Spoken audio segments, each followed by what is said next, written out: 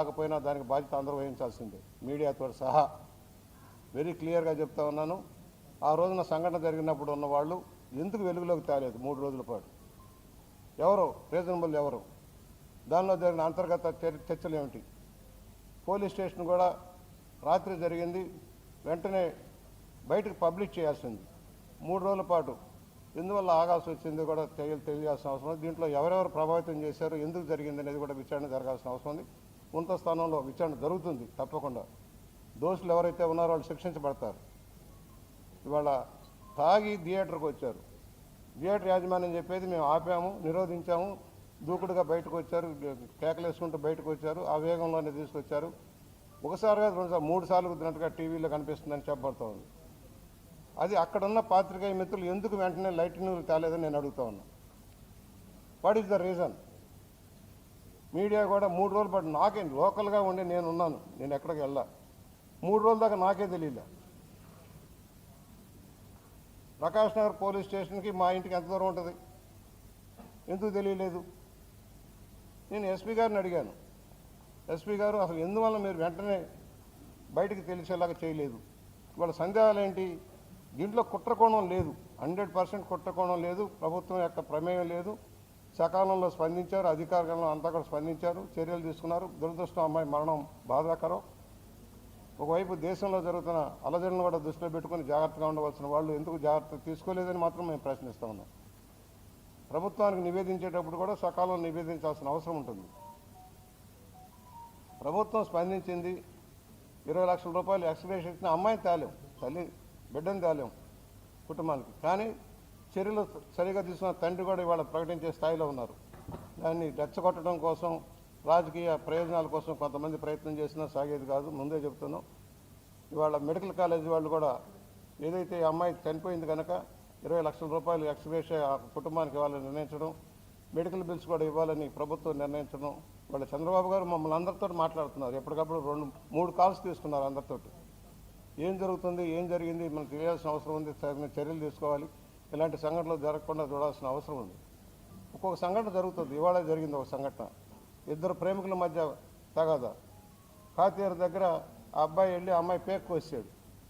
పేక్ కోసి అతను కూడా పురుగుల మందు దాగి నరాలు కోసుకున్నాడు. ఎవరు బాధ్యులు? ప్రభుత్వం బాధ్యత, పోలీసు అధికారుల బాధ్యత? ఎవరు బాధ్యత?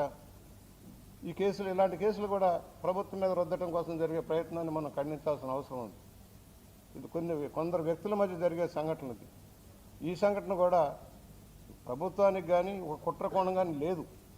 కానీ తాగిన మత్తులో చేసిన నిర్వాహకం వల్ల ఈ పరిస్థితి వచ్చింది.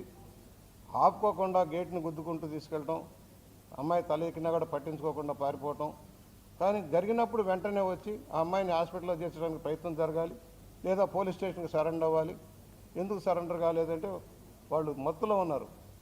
మత్తు పరిశీలన జరిగిందా లేదనేది తర్వాత విచారణిద్దాం, ఏ పరిస్థితిలో జరిగిందనేది కూడా. అందువలన ఇవాళ మేము ఒకటే కోరుతున్నాం, వాళ్ళ సెక్షన్ కూడా మార్చారు. వాళ్ళు తీవ్రమైన నేరారోపణగా 105 BNS కింద కేసుని ఆల్టర్ చేయడం జరిగింది. ఆల్టర్నేషన్ ముందు ఎవరైనా ప్రమాదం జరిగినప్పుడు ప్రమాదంగానే వేస్తారు, తర్వాత మళ్ళా కేసు సివియారిటీని బట్టి ఆల్టర్ చేయడం జరుగుతుంది. దాని ప్రకారం చర్యలు తీసుకున్నారు. మీ అందరికీ విజ్ఞప్తి చేస్తున్నాం, శాంతి భద్రతలు కాపాడటంలో అందరం కూడా బాధ్యత వహించాల్సిన అవసరం ఉంటుంది. ఇలాంటి సంఘటనలు జరిగినప్పుడు జాగ్రత్తగా హ్యాండిల్ చేసి దోషులు శిక్షించబడాలి, ఎట్టి పరిస్థితుల్లో కూడా శిక్షించబడాలి. వాళ్ళ వెనకమాల ఎవరున్నా సరే, ఏ పార్టీ ఆ పార్టీ మాకు అనవసరం. ఏ పార్టీలో ఉన్నా ఎవరు అనుసంధానం చేసినా, ఆ కేసును మాఫీ చేయడానికి ప్రయత్నం చేసినా కూడా సహించేది లేదని మాత్రం హెచ్చరిక చేస్తూ, ఇవాళ ఆ కుటుంబానికి ప్రగాఢ సానుభూతి తెలియజేస్తూ, వారికి న్యాయం జరిగేటంత వరకు కూడా మేమందరం కూడా కృషి చేస్తామని సౌన్యంగా మనవి చేస్తూ ఉన్నాం.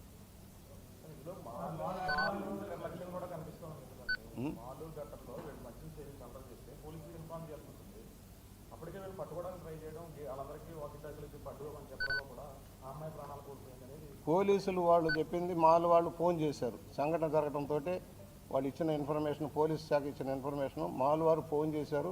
మేము వెళ్ళేటప్పటికే సంఘటన జరిగింది, మాకు ఇన్ఫర్మేషన్ ఇచ్చారు పోలీసు. అలాగే ఎమ్మెల్సీ కూడా 10:45కి ఎమ్మెల్సీ స్వతంత్ర హాస్పిటల్ నుంచి ఎమ్మెల్సీ రిపోర్ట్ కూడా చేశారు. చేసిన తర్వాత సీరియస్ని బట్టి మళ్ళీ హైదరాబాద్ తీసుకెళ్ళారని చెప్పబడుతోంది.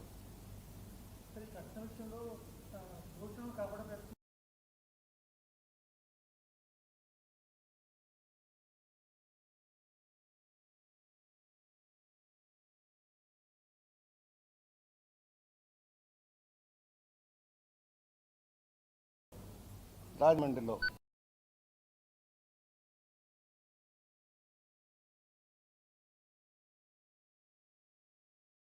లోకల్ ఎమ్మెల్యేకో మా ఎమ్మెల్యేకో ఎవరికి సంబంధాలు లేవు, వెరీ స్పష్టం. ఎవరైనా యాక్సిడెంట్ జరిగిన తర్వాత ఎవరైనా ప్రభావితం చేయడానికి పనిచేశారా? ఎవరు ప్రమేయం లేదు, కానీ ఎవరైనా ప్రమేయం ఉంటే వాళ్ళ మీద చర్యలు తీసుకుంటాం. అందువలన దీన్ని అపార్థాలకు పోవాల్సిన అవసరం లేదు. అక్కడ చెప్పబడుతుంది ఏంటి, 5-6 మీడియా వాళ్ళు ఉన్నారు, వాళ్ళు చెప్పలేదని. ఎందుకు చెప్పలేదు media? Why it is not reported? ఎవరైనా కావచ్చు. అందువలన లోపాలు ఎక్కడున్నాయనేది విచారణ చేయొచ్చు. ముందు ఆ కుటుంబానికి న్యాయం జరగాలి, అసలు దోషులు ఎవరో శిక్షించబడాలని మేము కోరుతా ఉన్నాం.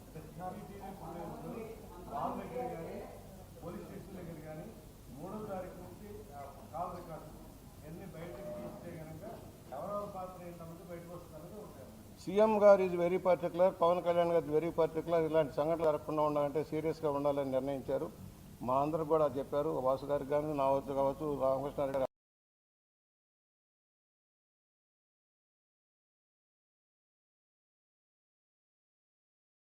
మా ఎవరి ప్రమేయాలు లేవు. అది ఇన్సిడెంట్ జరగడానికి కారణం. తర్వాత జరిగిన సంఘటనల మీద విచారణ జరుగుతుంది. విచారణలో భాగంగా ఇద్దరు వ్యక్తులు ఫోన్లకి ఎవరు ఫోన్లు వెళ్ళి ఎవరు చేశారు, ఏం జరిగింది అది కూడా ఇన్వెస్టిగేట్ చేయమన్నాం. కస్టడీకి తీసుకుంటున్నారండి. పిటిషన్ వేసారు నిన్న రోజున.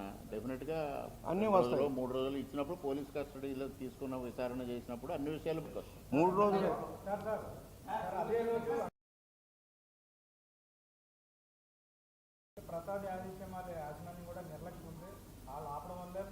వాళ్ళు తాగి గొడవపడి బయటకు వస్తున్నప్పుడు ఆపడానికి ప్రయత్నం చేశారని చెప్పబడుతుంది. తాగి గొడవపడ్డారు, ఆ వేగంగా బండి నడుపుతున్నప్పుడు ఆపడానికి ప్రయత్నం చేశారు. ఆల్రెడీ ఆ కుర్రాడు ఉమేష్ చెప్పింది ఏంటి, ముందు ఒక బండి ఉంది, గేట్లో ఒక బండి ఆగి ఉంది, దాని వెనకమాల మేము ఉన్నాం, వెనకమాల నుంచి వచ్చి బండి కొట్టింది అని చెప్పిన కేసులో వాళ్ళు కూడా ఉంటే ఎవరు అతీతం కాదు. ఎవరైనా నెంబర్లైనా మాకు ఎవరైనా ఒకటే. తప్పుడుగా విమర్శించారనే చౌదరి గారి మీద నా మీద నేను ఎఫ్ఐఆర్ కూడా వేయించాను. ఓ ఛానల్ మీద డిఫర్మేషన్ కూడా వేస్తాం, నెంబర్లు తీయిస్తాం, ఎవరెవరికి ఫోన్లు వెళ్ళినాయో అన్నీ చూస్తాం. ఎవరిని వదిలిపెట్టే ప్రసక్తే లేదు. వీఆర్ క్లియర్, చాలా క్లియర్గా ఉన్నాం. అందులో సెక్యూరిటీ గార్డ్ ఆపడానికి ప్రయత్నం చేస్తే అతని మీదకి వేగంగా వెళ్తే అతను జంప్ చేసి అతను ఎస్కేప్ అయ్యాడు. అది వెళ్ళి ముందుకెళ్ళి